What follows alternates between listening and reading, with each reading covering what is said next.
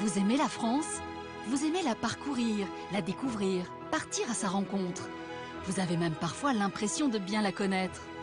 Nous avons tous une petite plage, une petite crique, une clairière, un hameau ou un chemin qui n'appartient qu'à nous, loin des sentiers battus, et que nous ne voulons partager qu'avec ceux que nous aimons. C'est cette France-là que nous voulons vous faire découvrir à travers 100 lieux qu'il faut absolument voir dans votre vie.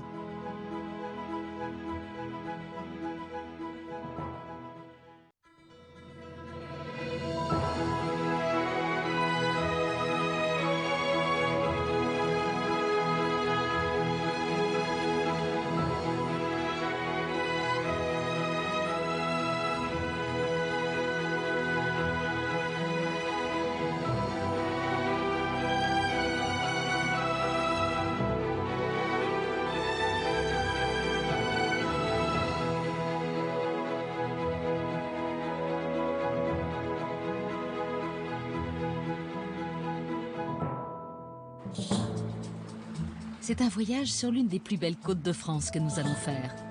Situé à l'extrême ouest de la Bretagne, le Finistère a su préserver un caractère sauvage et authentique.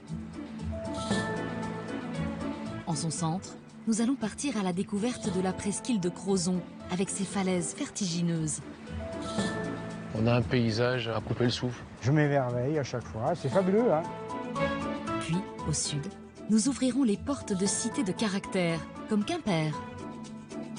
Au nord, dans la région du Léon, nous irons à la recherche des trésors de bord de mer, îles cernées de bleu et petites criques sauvages et secrètes. Voilà, après les marches, la récompense. Ah là là, la vue! En passant par le merveilleux château de Trévarez, nous irons dans le Trégor découvrir la richesse du patrimoine et des légendes envoûtantes de la forêt de Huelgoat. Sans oublier les plus belles recettes que la Bretagne peut offrir. Voilà, il n'y a plus qu'à déguster. On se régale, on se régale. Dans ce voyage terrestre et maritime, nous allons découvrir ensemble les 1001 secrets que ces habitants passionnés vont nous confier.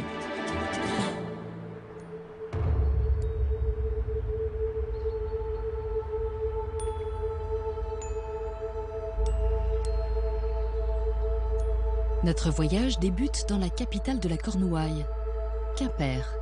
C'est ici que vit notre premier guide breton, Lucien Kergoat, maître de conférences à la retraite et professeur de langue bretonne.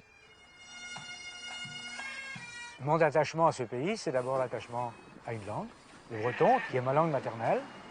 Une langue, c'est une culture, chaque langue voit le monde d'une manière légèrement différente. La culture de la Bretagne est singulière, la Bretagne, c'est une histoire. Habiter ici, c'est également habiter dans un environnement qui est paradisiaque. C'est un pays extraordinaire. Lucien est ici chez lui et brûle d'envie de nous montrer, au bout de la rue Quéréon, le joyau de la cité, la cathédrale Saint-Corentin.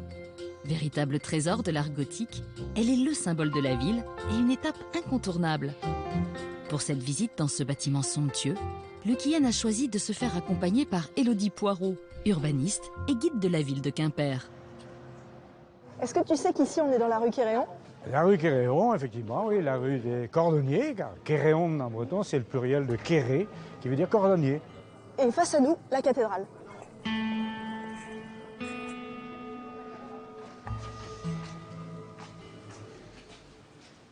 Je pose toujours une question, pourquoi est-ce que l'axe du front est désaxé par rapport à l'ensemble? Oui. Tu as sûrement l'explication. J'ai des hypothèses. Il n'y a pas d'explication écrite, mais on a des hypothèses. La première, tu l'as face à toi. Quand tu regardes la maîtresse vitre, tu vois le Christ qui a la tête penchée. Oui, comme sur presque tous les croix. Oui, mais comme le cœur de cette cathédrale. Après, il est aussi probable que cette nef absorbe l'ancienne église romane. Et puis, il y en a une que je trouve intéressante, c'est l'idée que le portail occidental, quand il est mis en place au XVe siècle, il est aussi dans l'axe de la rue Quéréon. Et la rue Quéréon, c'est l'entrée de la cité de l'évêque. Donc il n'est pas interdit d'imaginer que d'un point de vue de l'urbanisme, cette façade soit mise en valeur par rapport à la rue Quéréon. Pour filer directement à la cathédrale. Bah oui. On vient de la rue. Et puis la rue Quéréon, c'est la rue principale de la cité épiscopale. Voilà. Donc après cette explication, il y a un endroit où j'aimerais bien t'amener, c'est devant le tableau du Père Maunoir. Eh ben avec plaisir. On y va. Allons-y.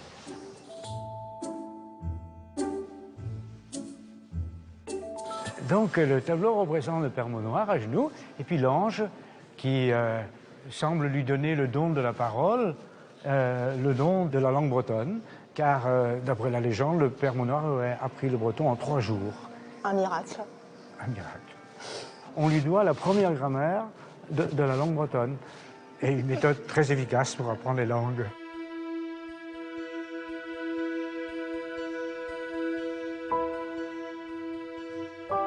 Élodie décide de prendre de la hauteur et de grimper avec Lucienne en haut de la cathédrale, au pied des flèches.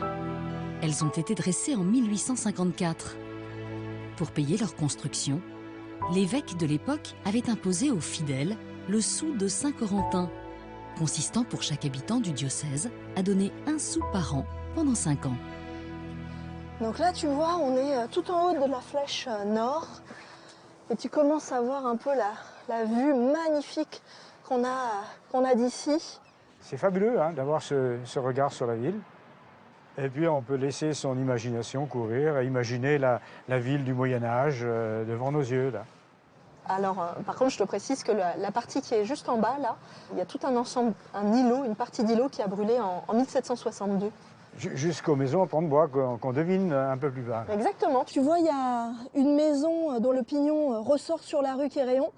C'est exactement là que l'incendie s'est arrêté, parce que les maisons étaient à pan de bois, fragiles, et cet incendie va faire prendre conscience de la fragilité de cette ville.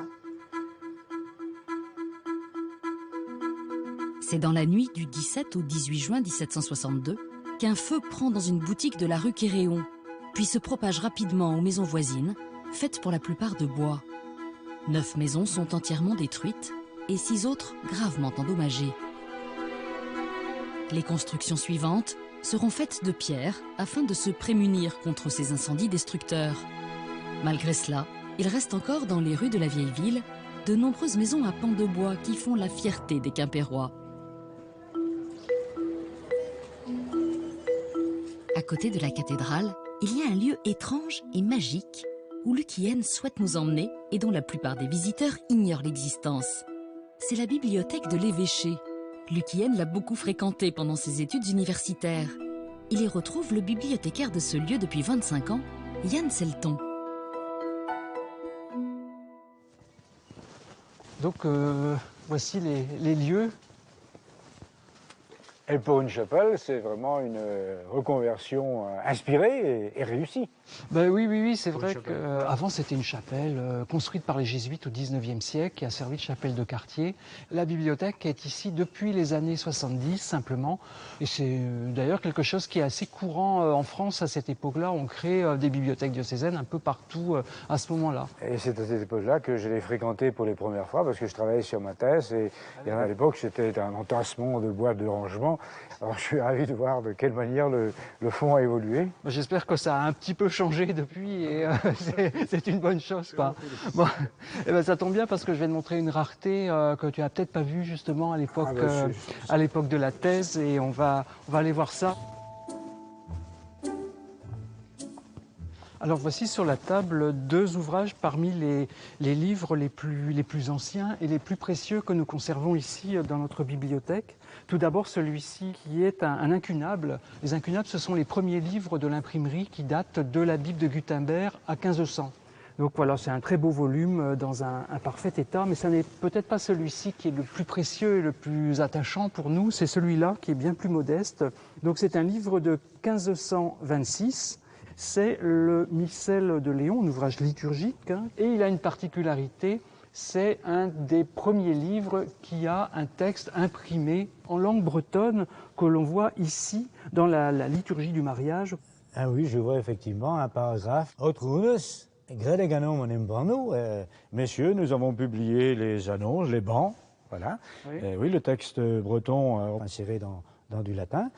C'est un ouvrage qui est postérieur à un autre ouvrage qui est un dictionnaire trilingue, breton, latin, français. Qui est du coup aussi le premier dictionnaire français. Qui est par le fait même le premier dictionnaire français qui existe. Oui. Mais je crois que la langue bretonne était très très parlée, en tout cas en Basse-Bretagne. Elle était parlée par la majorité de la population.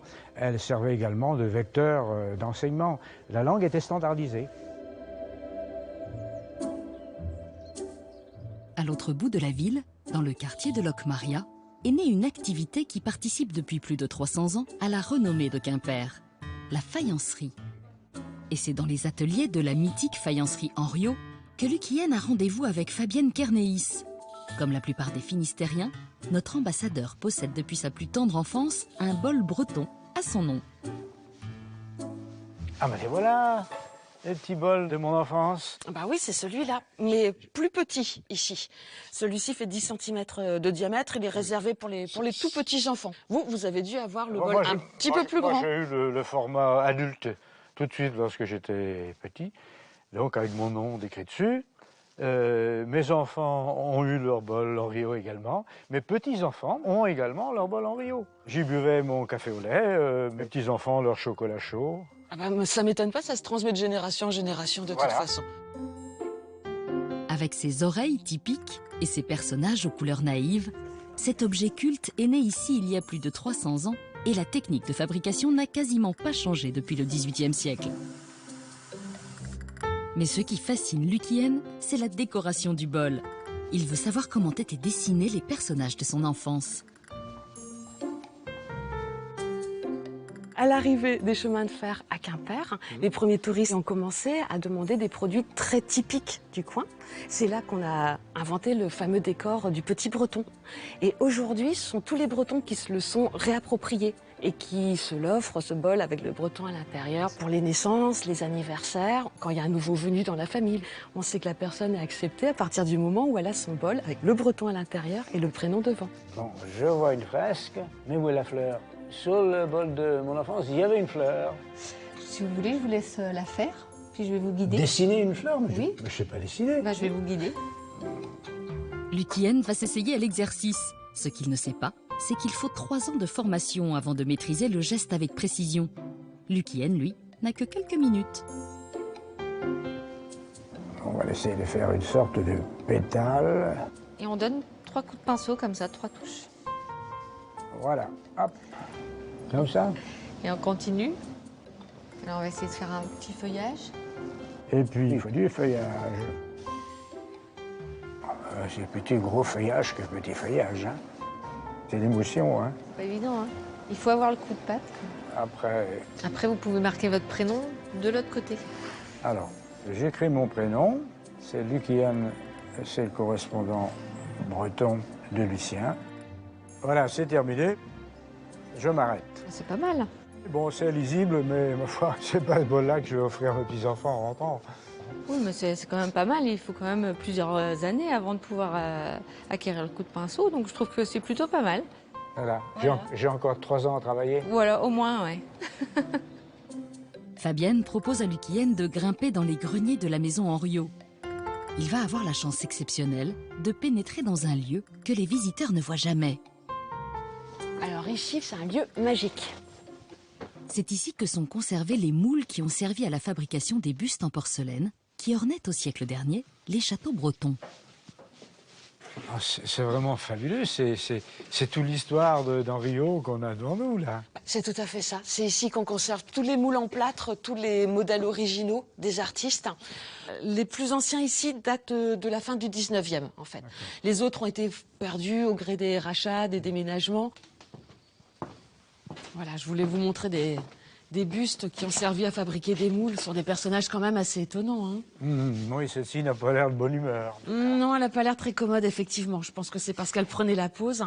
Mais pratiquement toutes les personnes que vous voyez là, les bustes, ça représente des personnes qui ont travaillé chez Henriot, qui servaient de modèle. Et celle-ci, qui n'a pas l'air commode, c'était la grand-mère d'une personne qui a travaillé avec moi. Oh, je suis désolé pour le commentaire désobligeant que j'ai fait tout à Je l'heure. vous en prie, elle fait peur à tout le monde, en fait. Hein. Et toutes les personnes ont mis, en fait, leur costume d'apparat pour poser. Mais quand elles travaillaient ici, elles étaient en tenue de travail pour faire, par exemple, les moules qui ont servi à fabriquer les bols les plus anciens. Ah, ouais, mais c'est peut-être celui qui a servi à fabriquer le bol de mon enfance. Ah, c'est possible, hein, il est assez ancien, celui-là. Ben oui, je suis né au siècle dernier. Excusez-moi. Non, mais celui-là n'est pas si vieux, en fait. Hein, il n'est pas très ancien. Donc c'est certainement le vôtre. Merci. Je vous en prie.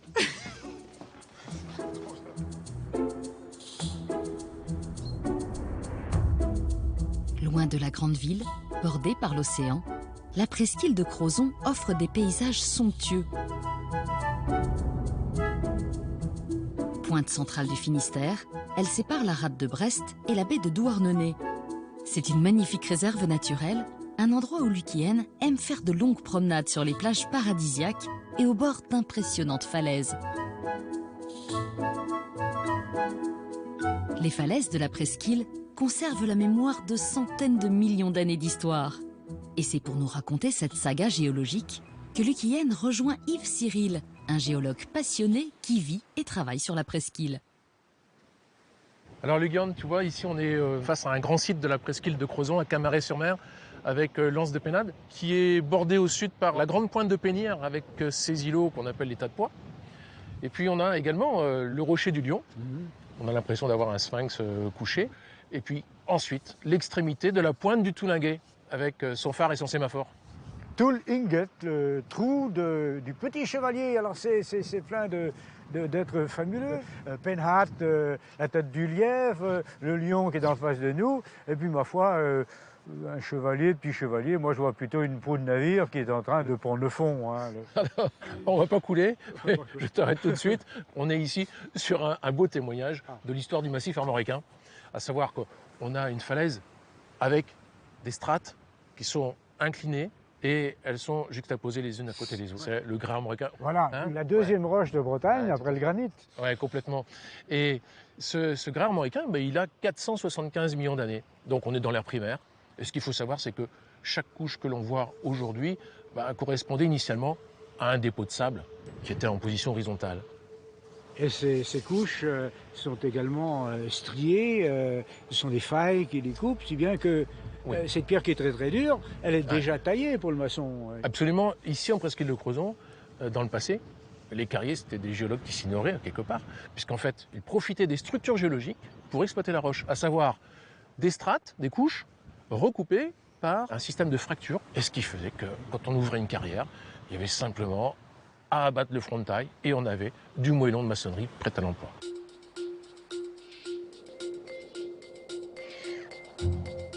Descendant des falaises vers la mer toute proche, Lucienne et Yves vont à la rencontre d'un des trésors de cette côte sauvage, les grottes marines de Morgat. Inaccessibles par la plage, il faut prendre un bateau pour les découvrir. La presqu'île possède le littoral le plus riche en cavités marines de France. Elle compte plus de 440 grottes sur ses 110 km de côte. Tiens, Lucienne, je voulais te montrer une des grottes de Morgat, la grotte de l'Hôtel. Regarde, elle est majestueuse. Ah oui. Sous les strates de grès que l'on voit là, pourquoi une grotte? La structure de la falaise. Globalement, la falaise, elle est stratifiée. On voit bien ces couches successives. Là. Les eaux d'infiltration s'infiltrent dans cette zone de faille. Du coup, la roche est fragilisée. Et la mer en profite. Voilà. Et puis, on a des grosses vagues qui viennent cogner la paroi rocheuse, qui agissent comme véritables coups de bélier, finalement. Et donc, on a ce creusement là, tout à fait spectaculaire. Les grottes marines de Morgat abritent un spectacle somptueux. C'est à l'intérieur que se trouve la beauté de ces cavités. Une coloration impressionnante recouvre presque entièrement la paroi. Pourquoi est-ce qu'il y a du rouge à un endroit? Alors cette couleur rouge, elle est due à des oxydes de fer, mais il y a aussi une couleur rougeâtre, ce sont des algues rouges qui viennent se fixer contre la roche. Moi j'habite à quelques dizaines de kilomètres d'ici, je ne connaissais pas ces merveilles. Bah oui, ça fait partie des trésors de la presqu'île de Crozon. Quand vous viendrez ici en bateau ou en canoë, vous pourrez avoir la chance d'admirer dans ces grottes des tableaux toujours différents, car l'éclat des couleurs varie en fonction de la luminosité ambiante. Après cette promenade autour des superbes falaises de la presqu'île de Crozon, nous allons mettre le cap sur le nord du Finistère, une région au charme irrésistible. Les sites naturels protégés sont nombreux. Côtes bordées de petites îles plongées dans une eau bleu turquoise et villes accueillantes comme à Landerneau, au fond de la rade de Brest.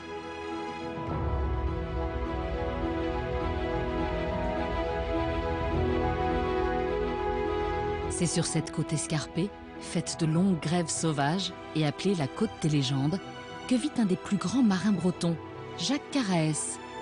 Né dans le département, il est navigateur et directeur de courses internationales, comme le Vendée Globe. Ici, on ne se lasse jamais des endroits, il y a tellement de petites criques, tellement de petits îlots, donc c'est un paradis magnifique.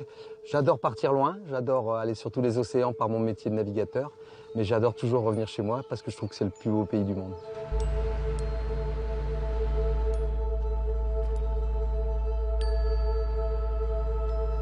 Pour cette promenade en mer, Jacques est en compagnie d'une autre enfant du pays, Gaïd Leneil, guide du pays des Abers, mot celtique signifiant estuaire.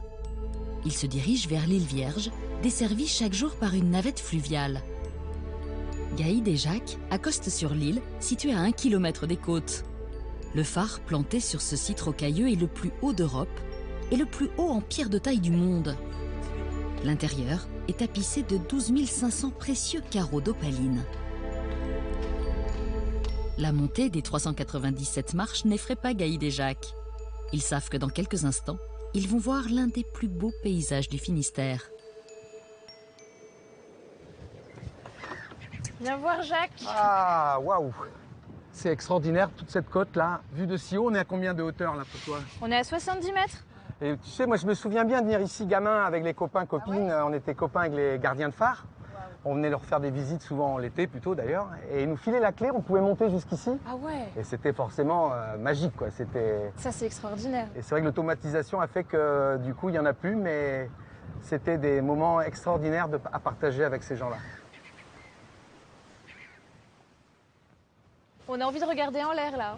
Ouais, alors dis-moi, la lentille Gaïd, elle est posée sur un bain de mercure, je crois. Exactement, ça permet en fait à la lanterne de tourner sur elle-même pour pouvoir balayer l'horizon.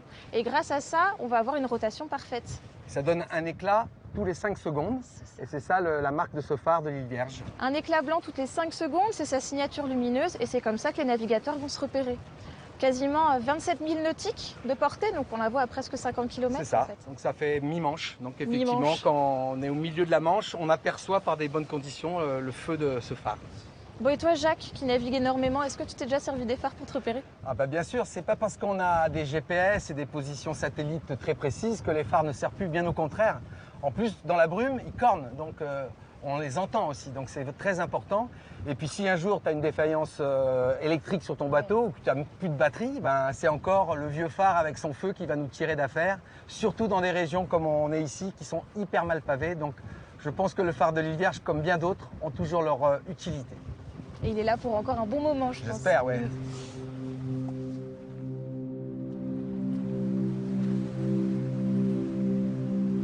Après cette grande bouffée d'iode et d'air pur, sur le chemin du retour, Jacques veut faire une halte dans un coin de paradis méconnu des touristes et qui a été le terrain de jeu de son enfance, l'île de Staggadon. Avec sa plage de sable blanc et son gîte, ce minuscule îlot est un havre de paix aux allures d'île de Robinson Crusoe. Bon alors, c'est quoi ça? Ah bah sur Staggadon, cette île paradisiaque, on ne peut pas venir sans les fruits des Abers, les huîtres. Ah bah là c'est parfait, on y va alors. C'est le père Jaouen, un prêtre jésuite disparu il y a quelques années, qui a fait de l'île un lieu de repos et de retraite pour les jeunes touchés par la drogue et marginalisés. Bon alors ici, Staggadon, c'est clairement l'île du père Jaouen, non? Ouais, Michel, sacré personnage. Tu l'as connu? Ah ouais, très très bien. Et c'est carrément son île. En fait, c'est le peintre Bernard Buffet qui lui a donné cette île pour un franc symbolique. Et lui, il en a fait un paradis pour les jeunes, les gens en difficulté aussi. Il les amène souvent ici pour dormir. Pour ça, c'est un endroit, il n'y a pas mieux. On est tranquille, c'est apaisant. Et aujourd'hui, c'est un peu comme un gîte de montagne. Il donne la clé à ceux qui veulent. Tiens, Gaïd, regarde ça, des bons produits des Abers. Les huîtres de Pratarkoum. Creuse. Tu aimes ça? Tu aimes les huîtres? J'adore ça. Super. Merci. C'est bon, hein? Un délice. J'en mangerai tous les jours. Vraiment, j'en mangerai tous les jours. Face à l'île de Staggadon, sur la côte rocailleuse de Kerlouan, se trouve le pittoresque hameau de Ménéam. Cet ancien village de pêcheurs est surnommé le pays des pilleurs d'épaves.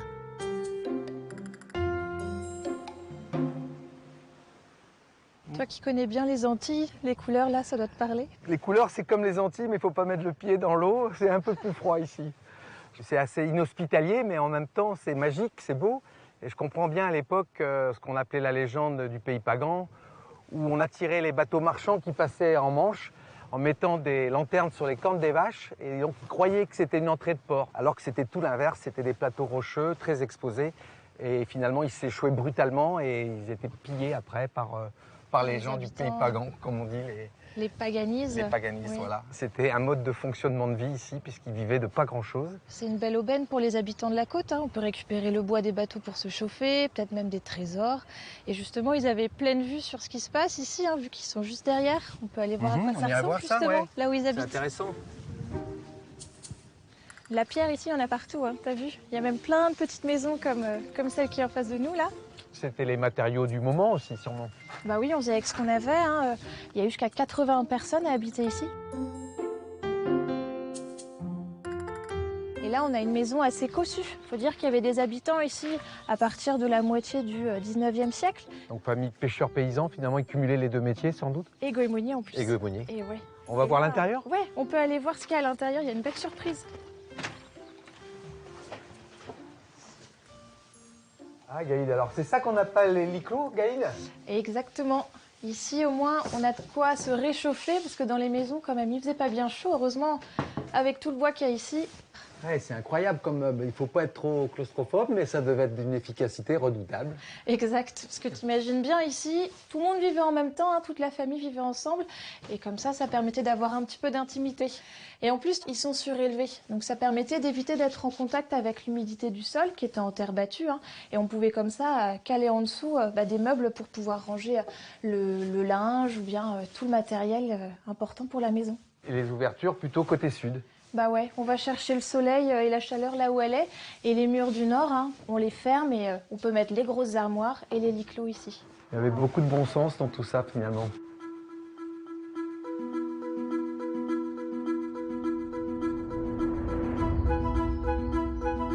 Notre visite de ce bout de Bretagne avec Jacques le Marin va nous entraîner à l'intérieur des terres, à l'embouchure de la baie de Brest, dans une petite ville qu'il aime beaucoup, Landerneau. Il est attendu par Marielle Leboeuf-Proust, guide conférencière de la ville. Riche d'une histoire forgée autour du commerce du lin, Landerneau a su conserver au fil des siècles son authenticité. Mais ce que veut nous montrer Jacques, c'est le monument qui pour lui fait tout le charme de la ville. Le célèbre pont de Rohan. Il enjambe la rivière Éorne et marque ainsi la limite entre le Finistère Sud et le Finistère Nord. Alors Marielle, le pont de Rohan, c'était qui ce Rohan? Alors en fait, Rohan, c'est le constructeur du pont. Il y a eu d'abord un premier pont en bois, on pense qu'il était en bois au Moyen-Âge. Et puis en 1510, le seigneur de Rohan a fait reconstruire un pont en pierre avec 6 arches. Et on m'a même dit qu'il était payant, c'est vrai ça? Oui, alors oui, en effet, oui. En fait, les Rohan étaient les seigneurs de Landerneau. Ce sont eux qui ont construit le pont, qui l'entretenaient.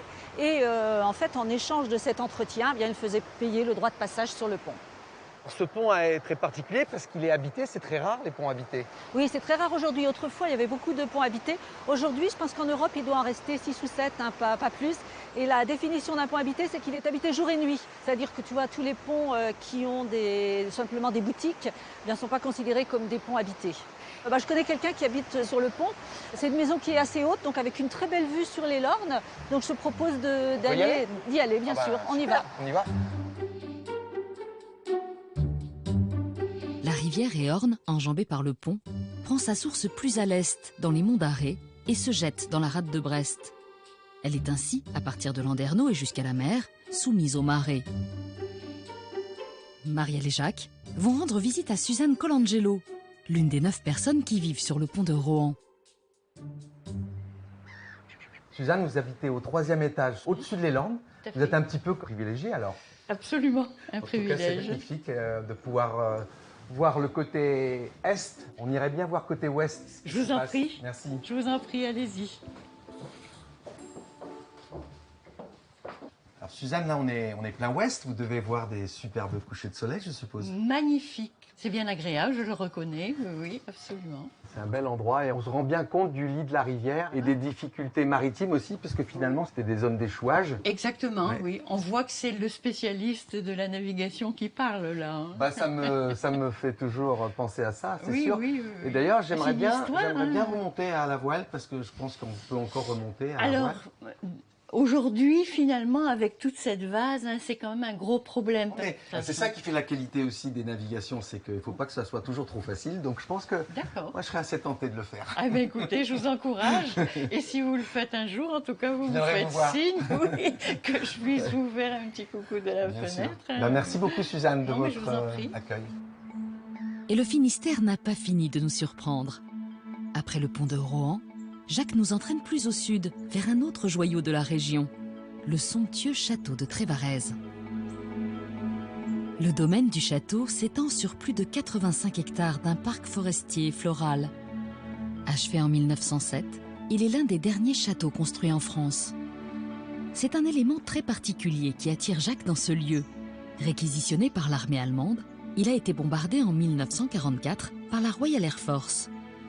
Si la restauration a permis de redonner leur éclat aux plus belles pièces du château, elle a fait le choix très original de conserver une partie de Trévarez comme il était, juste après le bombardement. C'est Noélie Blangarin, la chargée d'exposition, qui va guider Jacques dans ce superbe édifice. Impressionnant, hein? Impressionnant. Alors Noélie, c'est pas du charpente de bois, c'est métallique. Oui, exactement. Une charpente métallique, en fait, et le bombardement de juillet 44 permet de voir cette structure métallique. C'est l'origine, un peu comme la Tour Eiffel en fait, c'est les rivets de la Tour Eiffel. Exactement ça. Oui, oui, oui. C'est la même époque à peu près. Hein. Sa restauration est assez récente. Oui, c'est en 91 qu'ils vont commencer à faire des travaux. La volonté, en fait, c'est quand même de conserver cet espace tel qu'il est, comme une sorte d'écorché d'architecture, parce qu'au moins, ça a le mérite de pouvoir montrer l'espace et surtout la structure métallique, que sinon, on ne verrait pas. Oui, bien sûr. Ce qui est quand même intéressant. Ouais, de garder vraiment les pièces d'origine au maximum aussi. Oui, ouais, vraiment. Ah, quel parc! C'est ça. Et il y a une chapelle qui dépendait aussi du château? Oui, exactement, mais qui était là avant la construction du château. Et d'ailleurs, je ne sais pas si tu vois, mais sur la gauche de la chapelle, on distingue un bâtiment derrière les arbres. Hein. Et là, en fait, ça, c'est le manoir d'origine, en fait. Et James de Kerjégу, qui va faire construire le château, est né, en fait, dans ce manoir. Ah, donc ça explique pourquoi il décide de faire construire le domaine ici, sur ces terres, en fait. C'est sur son domaine de vacances, et puis après, il s'est dit, je vais faire un peu plus grand. C'est ça. Incroyable. C'est ça.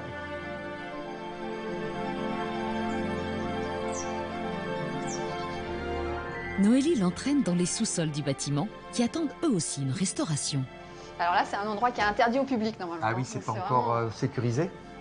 À l'époque, 80 personnes pouvaient travailler sur le domaine, et les sous-sols de 920 mètres carrés abritaient la grande cuisine du château, avec son four gigantesque. Ah, c'est énorme. Oui, hein. Oh là là, en effet. Oh là là. C'est ça la cuisine, du coup? C'est ça. Tu vois, c'est pour ça, hein, Ah oui. le temps a fait son œuvre. Incroyable. Ouais. Et moi, ce que je trouve intéressant aussi, c'est de voir qu'on a encore quand même le sol avec les carreaux de faïence. Et tu vois ici notamment les plinthes qui sont courbes. Ah oui. Donc ça permettait de nettoyer à grande eau. Ah oui. Ça, c'était une nouveauté. Ah oui, pour c'est vrai que l'époque. c'était déjà bien moderne, en fait, pour l'époque. Oui. Ouais, c'est étonnant de voir ça dans l'état actuel. Enfin, ça me fait penser, moi, au Titanic. Le Titanic, c'est 1912 et Trévarez 1907. Donc on est dans cet même esprit. Le Titanic, il repose au fond de l'eau, et mais on retrouve ça. Ouais. On a la même atmosphère, en fait. Ouais. Ah, c'est étonnant. Qui sait, lorsque vous viendrez à votre tour visiter le château de Trévarez, peut-être aurez-vous la chance de voir ses cuisines aussi belles qu'autrefois. Après cette balade terrestre, Jacques souhaite maintenant nous montrer, tout près de chez lui, un endroit où l'on élève un mollusque d'exception, typique des côtes nord du Finistère, l'ormeau. En mer, il retrouve Frédéric Laurence, l'un des responsables d'une ferme aquacole qui cultive les ormeaux. Pendant 3 ans, les mollusques vont vivre dans ces grandes cages immergées en eau profonde.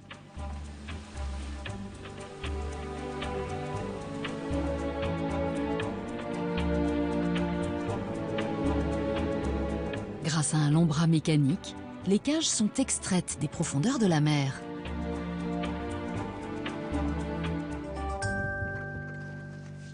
Ah, il y a du monde là-dedans. Alors là, il y en a à peu près 500.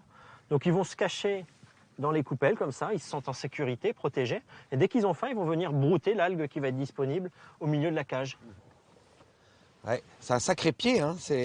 On dirait presque un escargot, quoi, géant. C'est un gastéropode. C'est un gastéropode, ouais. On m'a dit qu'ils avaient des yeux, c'est vrai? Ah, ils ont de beaux yeux verts, ouais. Là, regarde, hop. Là, si on le prend dans la main comme ça, tu vas pouvoir voir ses yeux. Là, il est un peu stressé, mais il va sortir la tête. Ouais. Et hop, là, c'est 2 petits points verts. Ah ouais, dis donc. Ah, c'est incroyable. Bah là, il te fait un clin d'œil, tu vois. Ça doit être une femelle, celle-là. Alors Fred, là, ils ont quel âge ces ormeaux là? 3 ans à peu près? Un peu plus de 3 ans, voilà. D'accord. Donc il va être disponible à la vente d'ici quelques mois. Et ça mange combien de kilos d'algues? Je pense que quand je vois tout ce que vous récoltez, c'est... Bon, on récolte un peu plus de 140 tonnes d'algues par an. C'est-à-dire que pour faire 1 kilo d'ormeaux, il va nous falloir à peu près une vingtaine de kilos d'algues. Ah, ça croûte quand même, Ah, ça broute. Ça broute énormément. Ah, c'est étonnant. Bon, bah maintenant, ils ont bien mérité de manger un peu. On va leur apporter de l'algue. Tu veux m'aider? Ah ben, avec plaisir. Bon, écoute, Allez, vas-y. On nourrit. Donc on va leur en mettre pour 3 semaines à peu près. Et au bout de 3 semaines, tout ça, c'est digéré? Ah, tout ça, ça va être digéré.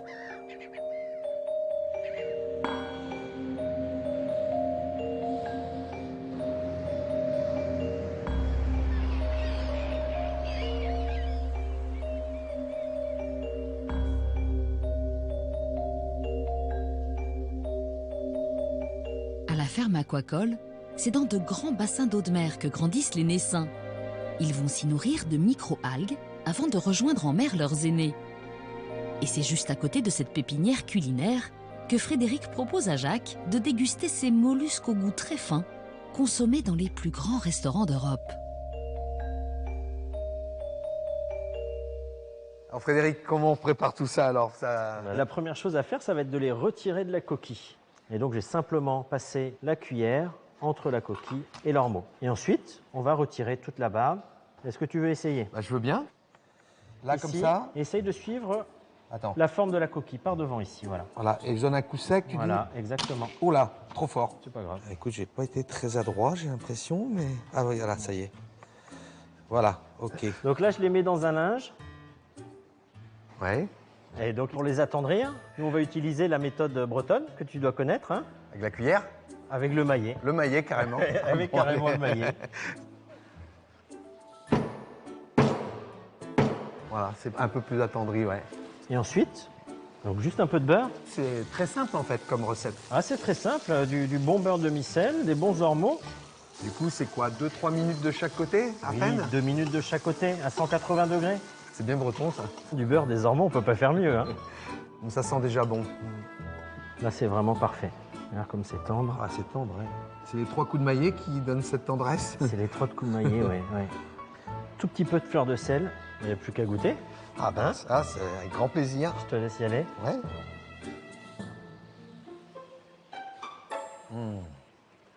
Ouais, c'est exceptionnel. Ouais, c'est simple et efficace. Ah oui, tout à fait. Ah, j'en prendrais bien pour mon 4 heures. Bah écoute, hein, t'es le bienvenu. Merci beaucoup. C'était vraiment un bon moment. La dernière partie de ce voyage, au nord-est du département, est tout aussi incontournable.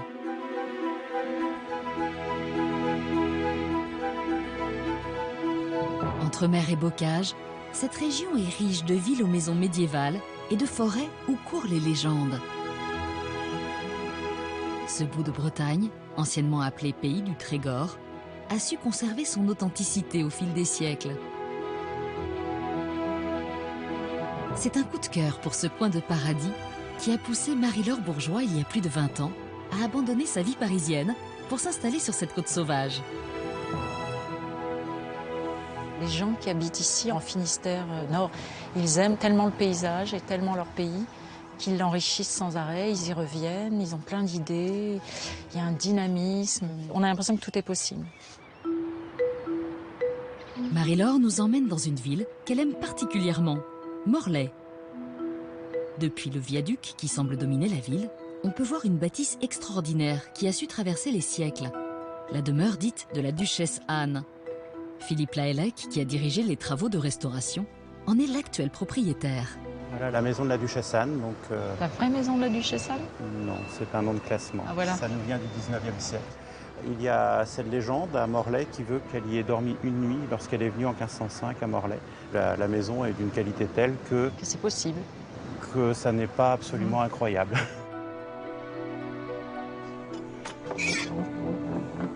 Donc entrez, je vous en prie. Bienvenue dans la maison dite de la Duchesse Anne. Et au milieu, on voit une cour à lanterne, donc une cour intérieure. On peut supposer que c'était une suspension, un luminaire qui éclairait la cour.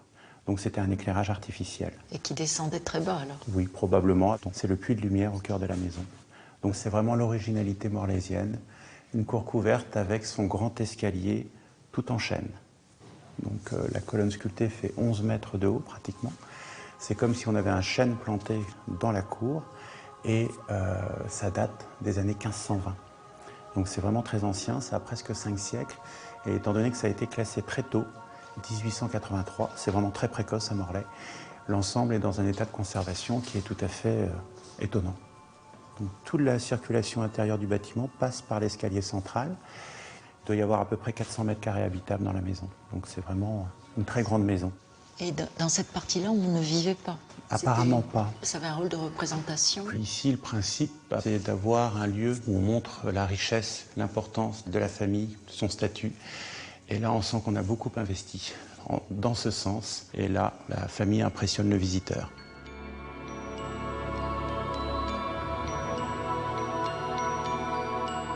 Cette maison s'est inscrite dans les activités du quartier, comme à la fin des années 20, quand elle abritait un salon de thé et une crêperie. Depuis le 19e siècle, plusieurs campagnes de restauration successives lui ont permis de traverser les années. Donc voici la cour extérieure et sa façade rénovée. Alors cette couleur rouge renvoie au sang de bœuf qui recouvrait les pans de bois à l'origine, et c'est une façade privée. Il y a très peu d'encorbellement, voire pratiquement pas, car il n'y a pas de statue à poser sur la façade pour impressionner le visiteur. Là, vous avez une vision des siècles de cette maison. Vous en parlez bien, enfin, vous la connaissez bien. C'est un peu personnel, familial. Très. Ça a été la maison de famille du côté de mon père, de la fin de la guerre jusqu'aux années 70. Et je peux vous dire où était la chambre de mon père, où était la cuisine salle à manger, le salon.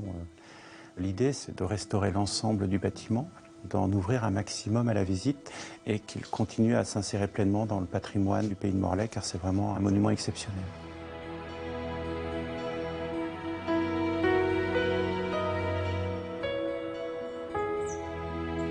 Une des choses qui ont séduit Marie-Laure en arrivant en Bretagne, c'est la cuisine. Le restaurateur et propriétaire de l'auberge du Puy de Jeanne, à Plouégat-Mouessant, est devenu un ami. Salut, ça va bien? Ça va, Marie-Laure? Oui. Je vois que t'as pas oublié. Ben non, je comptais sur toi pour préparer le kika-farce. Alain Scarella est passé maître dans la préparation du kika-farce, une sorte de pot-au-feu typique du Nord Finistère. On va mettre les oignons. Ça, c'est pour le lipic. D'accord. Lipic, en breton, c'est douceur. Ils vont être confits dans le beurre, on va les déglacer avec du bouillon de légumes, et moi, je rajoute de la crème. Ça caramélise un peu. Voilà, et ça caramélise. Légumes et viande, Alain va montrer à Marie-Laure ce qui fait la particularité de ce plat finistérien, les farces. On va commencer par le blé noir. Oui. Du gros sel, de la farine, donc le beurre chaud, un brûlant. peu de beurre. Après, on mélange. Donc si tu veux, tu me mélanges tout ça. Je vais rajouter les œufs. Voilà. 4 œufs et du cidre. Du cidre, voilà le secret. Voilà. Donc ça lui apporte un petit goût particulier après la cuisson. Rien que là, il a une odeur extraordinaire. Il a une jolie couleur, regarde. Ah oui, très beau. Donc je vais te le mettre tout doucement, puis tu vas continuer de mélanger. Donc ça, c'est ton farce noir. Ça, c'est le fard noir. Mais c'est physique. Bon, c'est bon là, comme ça? Oh, belle matière, c'est magnifique. Donc là, on va attaquer le fard blanc. Tu sais faire la pâte à crêpes? Oui. C'est la même recette, mais elle va être un petit peu plus épaisse qu'une pâte à crêpes normale. Très bien. Donc, je te mets petit à petit. Et on verse. C'est pas du tout la même matière que le noir. Ah non, c'est pas du tout la même consistance. Hop, on va terminer. Je Je mets délicatement Donc, comme ça. le fard blanc, ouais, de Je mets le brûle-pain, et on met le fard noir dedans. Pour 2 heures. 2 heures de cuisson, voilà. Et voilà. Ah, incroyable, ça fait une semoule en fait. Et ça, c'est depuis que je mets du cidre dans ma recette. Ah. Et donc, le fard blanc, oui, on va le servir tranché.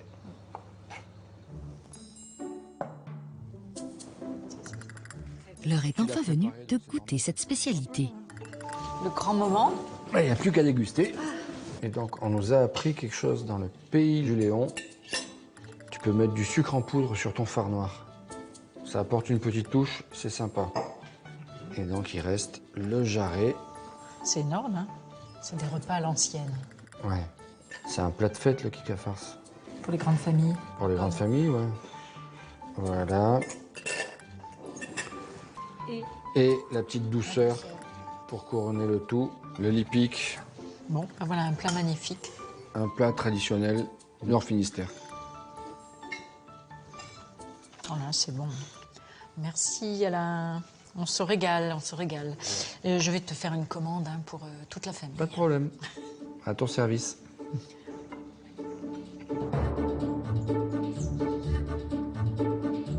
Dans ce coin de Bretagne, les forêts renferment des légendes extraordinaires qui se transmettent de génération en génération. C'est dans la forêt de Huelgoat que Marie-Laure retrouve Rémi Colletter. Enfant du pays, ce retraité connaît les lieux comme sa poche.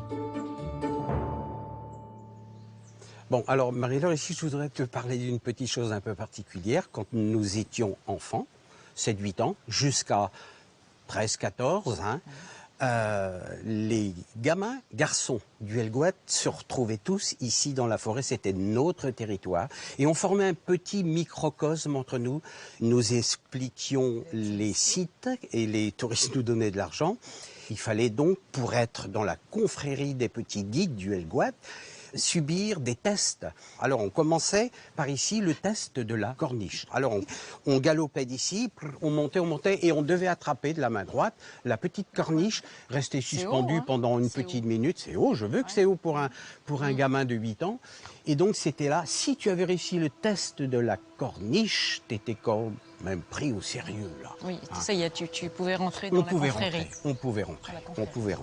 Voilà.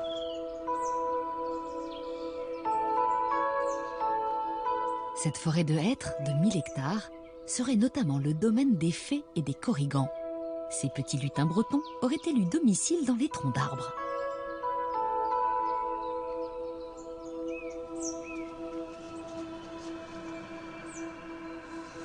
Tu me suis? Oui.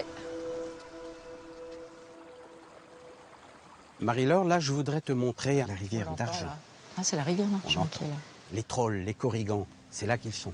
Mais ce sont des lutins, ce sont des oui, glands, oui, des petits lutins, des farfadets, qui sont petits, très petits, souvent très laids, qui ont pour mission de réunir les gens, les enfants, pour leur fiche la trouille un peu. Et donc, c'est ça l'origine, le conte en Bretagne, dans les maisons, qui, tu vois, faisait partie du patrimoine linguistique qui s'entendait, s'écoutait, se mémorisait et continuait son chemin. C'est des petites histoires propres à notre Bretagne à nous. De plus en plus viennent en famille des visiteurs qui sont à la recherche de cet aspect-là. Avec la nature. Avec la nature. Qui s'impose. C'est vrai. Ouais, elle s'impose.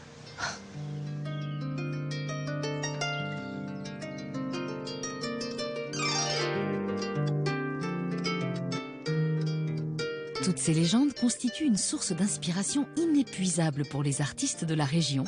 Et il n'est pas rare de tomber nez à nez avec un musicien qui taquine la muse au détour d'un chemin, comme cet amateur de harpe celtique.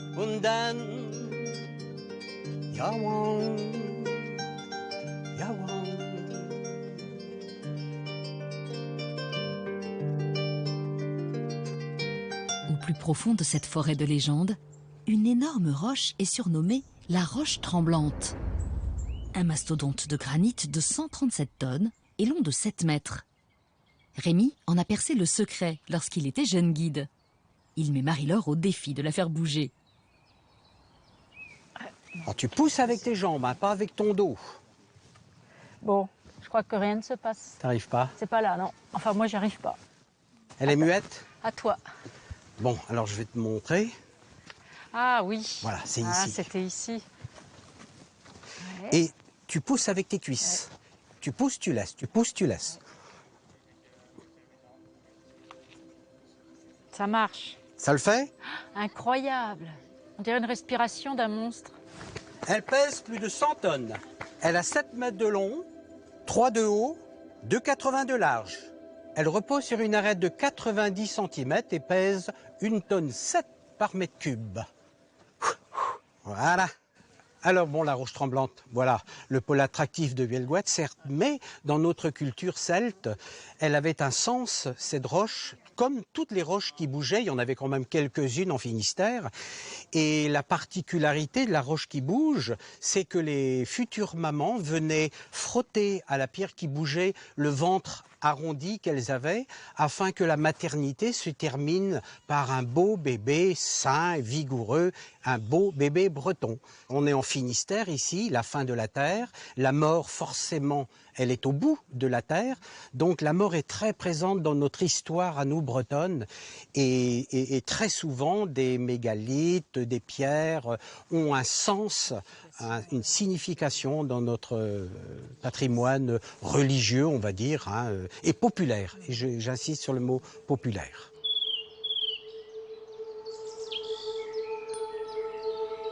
C'est avec cette forêt et ses légendes celtiques que nous quittons le Finistère.